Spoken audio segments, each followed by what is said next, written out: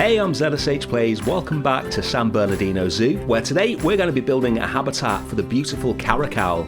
The Caracal is possibly the most gorgeous cat in the game, and we're going to be building a habitat for it right here in our Africa section. If you see the giraffe house at the top of the screen, just behind that is where we're going to be building today. Let's go! It's been a while since we've done a recreation of a real zoo habitat. We've done a few bits here and there, like the giraffe house from Bleasdorf, which I think is how you pronounce it, but I think the last complete recreation that we did was the saltwater crocodile habitat from Singapore Zoo. So today we're going to be building a part of Caracal Rocks at San Diego Zoo, one of the world's best zoos, and one of the habitats there holds serval at the moment, although let me know in the comments if that's changed recently.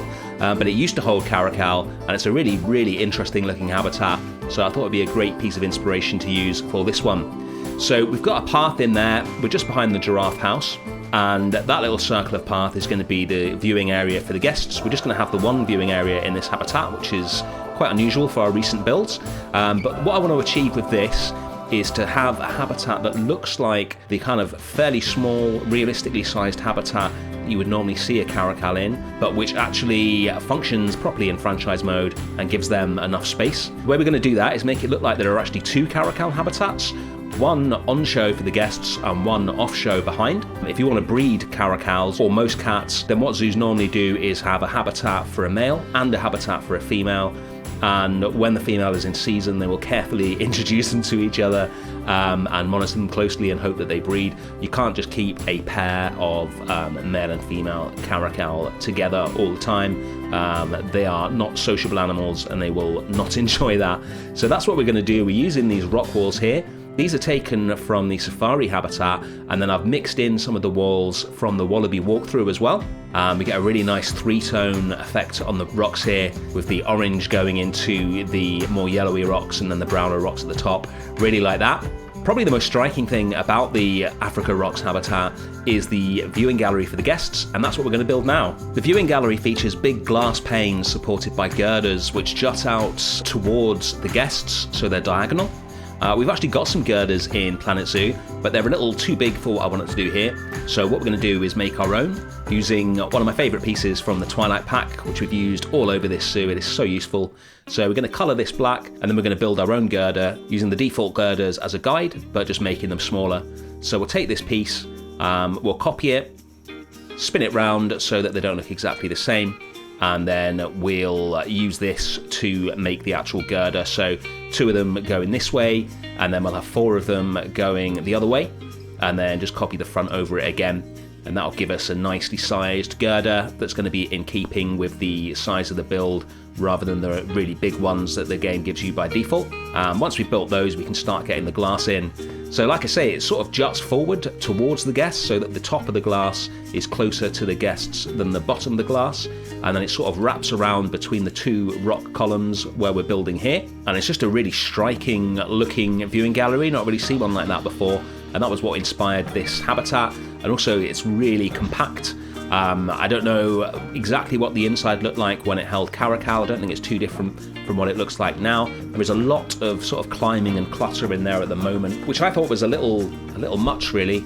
Serval, I think, are very similar to Caracal in that they live mainly in grasslands and semi-deserts. So their natural environment is going to be mainly long grass and then the odd tree, and being quite small, the long grass is what they use as cover when they're hunting. So I don't want too much inside this habitat.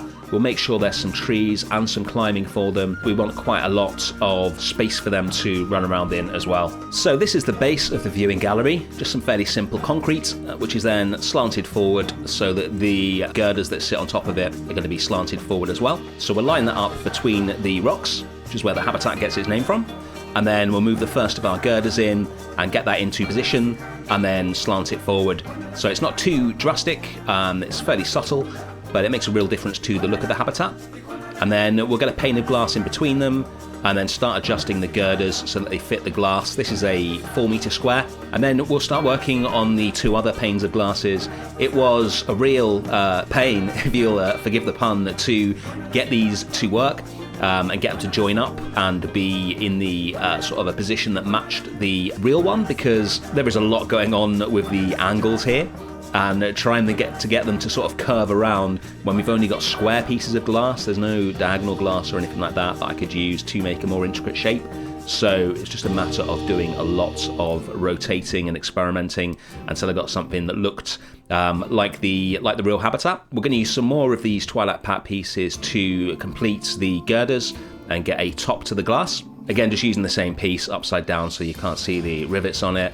If you're enjoying this, by the way, don't forget to hit the like button, and if you haven't already, hit the subscribe button, and you can see the rest of San Bernardino Zoo being built. Thanks. That's the first of the glass panes pretty much done, so now we can take one more of these Twilight Pack pieces, copy it across until it's all done, and there we go. Pretty interesting shape, and once we've detailed it, it's going to look really good. And now it's time for Franchise Masters.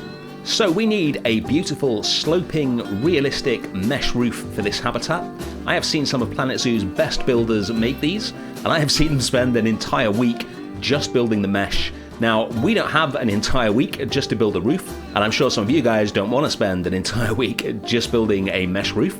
So we are going to hit the workshop, something we do very, very rarely in this series. But probably one of Planet Zoo's most talented creators, Just Goron, built an incredible sloping mesh set, which you can see here, and he was nice enough to then put it on the workshop for anyone to use. And we are going to take this and modify it heavily so that it fits our habitat perfectly. Once we've downloaded it from the workshop, we're going to drop this into our zoo, and then we're going to modify all the ropes and the mesh and everything else so that it all joins up perfectly with the front of this habitat. And this is going to give us a really realistic mesh roof without taking a week to build it. When I first started playing Planet Zoo, I never used workshop items. I sort of felt like it was cheating to use them. But every now and again, you might need something really specific or something really complex. Maybe you don't have time to build it. Maybe somebody's already built it better than you ever could. There is no shame whatsoever in getting onto the workshop and downloading it. So I thought I'd show you that here, and I'll put a link to Just Goron's workshop in the description so that you can go in and grab this or any of the other amazing pieces that he's done. Back to the build, we still have a lot of work to do with this mesh. We cannot just plonk it on top of the habitat. We've got to adjust a load of the support ropes. We've got to put in a load of new mesh so it all joins up perfectly with the habitat that we've already built. It still took probably about an hour to get this looking the way that I wanted it to, but I'll take an hour over a week anytime. And a big thank you to Just Goron for making this available for everyone to download in the first place. I've put an extra support post in here. This is part of the real habitat as well. And now we're going to use the smallest mesh piece to join this and Just Goron's mesh onto the habitat. So just carefully positioning this piece so that it's not poking through the glass or sticking out the side of the support post. Quite a lot of this to do. I'm also going to double the size of these rings at the top, but I just think for me they could be a little thicker than they are. And then we'll do the same thing on the other side here to get this part of the viewing gallery joined onto the mesh as well. And we should end up with a pretty seamless looking habitat without having spent an entire week just building the mesh. Next thing we need to do is get the actual null barriers and the keeper gate in. So we're going to make a hole in the rock wall here. Put all the null barriers in around the habitat. There's not going to be any real kind of barriers. It'll all be rocks and the glass panes. And then we'll drop one of the keeper gates in here so that the keepers can actually get into the habitat. I've left a hole at the back as well so that the Caracal can get between the front and back habitats. We are going to have a male and a female in here. Like I say, I've designed it so it looks like they're sort of separate rather than in the same habitat. That means we can breed them and get some baby Caracals. I've never seen them, but I can imagine how cute they are. And I've certainly seen them in IRL, and they are impossibly cute. So looking forward to seeing them in Planet Zoo. Got some lights onto that support pole, and I'm just going to use this little wooden cap piece, which I think is from the Tropical Pack, just so that the top of the pole looks a bit more attractive. Doesn't matter that it's wood, you can't tell that from down here. This is starting to look really nice. What I want now is to get 2 levels into the habitat just to make the inside a bit more interesting. So we're going to put some of these rocks along the center here. And once we've got a nice arrangement of these, not too high, going across the center of the habitat, we can then raise the terrain behind the rocks so that the habitat sits on 2 levels and the rocks act as a realistic sort of retaining wall to keep the higher part of the habitat there. So we'll do this with the terrain stamp tool. And then once we've got it to the right height so that it matches up with these rocks perfectly, then we can use the flatten terrain tool to get the front and the back joined on nicely like so. While I finish that off, let's talk about the future of Planet Zoo. Frontier made an announcement just the day before I recorded this with some of their future plans in it. I was very happy to see that they have confirmed another DLC for Planet Zoo will be coming out this year. In Q1 this year, so probably March I would expect, as it is normally. So that is very exciting news. Whether there will be any more after that, I don't know. They don't mention that, but there will certainly be at least one more DLC for Planet Zoo coming out. And they've also confirmed that they will be bringing one of their popular PC-only titles to console. Now, as far as I'm aware, Frontier only have one title which combines being exclusive to PC and being popular. They have released a few of the games through their third-party publishing Foundry House, which they, I think they actually stopped doing a few months ago. So I think we can fairly safely say, although there is no official confirmation, and as always, I don't get any insider information from Frontier, but I think we can safely say that Planet Zoo is finally going to be coming to consoles at some point this year. I know a load of you guys out there would love to play Planet Zoo, but don't have a PC or don't have a PC powerful enough to run this absolute beast of a game. So I think that will make you very happy indeed. So more news on that soon, I'm sure. Anyway, back to the build. We're going to start working on the climbing, so we're definitely going to need some higher spots for the Caracal to climb up to and stand on. Like all cats, they like to be up high. What we're going to do is modify some of the rock walls here and get some climbing elements in there so that the Caracal can get up here. And then we'll encourage them up here with food, water, hay for them to sleep on, stuff like that. So we're going to modify this wall. I absolutely love the texture of this rock here with all the sort of cracks and the darker spots in it. So we're going to use that heavily here, get a really attractive looking rock formation. And then we've got this climbing platform in it here. We will lead up to this with some log climbing so that this all counts as climbing for the Caracal. I'm not sure how walking up a slope counts as climbing, but it does, and that is enough to satisfy the game's climbing requirements. I'm not sure how much climbing Caracal actually do in real life. Whenever I see them in nature documentaries, they are stalking through the long grass and then leaping really high into the air to catch prey, low-flying birds, animals up in trees, things like that. But they definitely need some for the game's purposes, and it's going to give them a lot more interesting interactions. We're going to drop some ponytail palms underneath the terrain and just have them poking out, as we do so often, so that we get a splash of colour into the habitat. There is a lot of greenery in the real Africa Rocks habitat, so I want to replicate that here. So we'll get that in, and then we'll start getting the enrichment items in. As we do so often, we're going to use the path trick here to enable us to get this blood scent marker right next to the viewing gallery without destroying the terrain.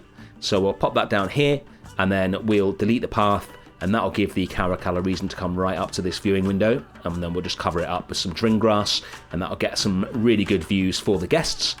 We're going to drop one of our banners in, like putting these all around the zoo where we can, and we'll put some imagery in there to advertise the fact that this is the Caracal habitat. And then finally we'll drop some brackets in just to make sure that some of the other climbing that we've installed looks like it is supported.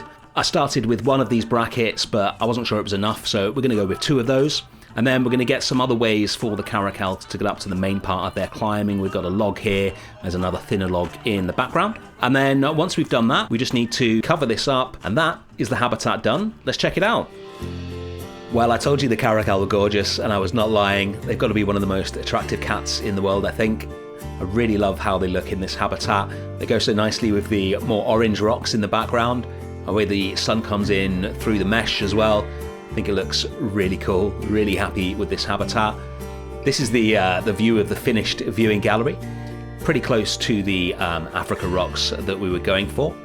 You can just see him here going back into the other part of the habitat. I'd love to be able to cover that up with something, but obviously there's no way to have sort of functioning doors in Planet Zoo, so there's just a gap there, and the Caracal can freely move between the two areas. But I think it sells it nicely, and we've just got this little habitat that really focuses you on the Caracal, but still gives them a decent amount of space, with them being one of the smaller of the cat species. We got some more of the enrichment right next to the glass here, so that the guests get a great view of them.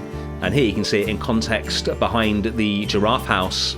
We'll watch them go up onto one of the main climbing areas for them as well. Ended up putting a water bowl up here. That seemed to be the best way to persuade them to come up here. And once they've had their water, off he runs. And there we go, that's the habitat. I really hope you guys liked it. This is where we started today, and this is where we are now. The Africa area grows ever larger. We will be back to do the biggest build we've ever done next week for the African elephant. just time to check out our members board. If you want to see your name on our members monolith, then hit the join button on the channel and we will get you on here. It's filling up all the time. Thank you so much to everyone who has joined, and I will see you again next week for some more Planet Zoo. Thanks for watching. Bye.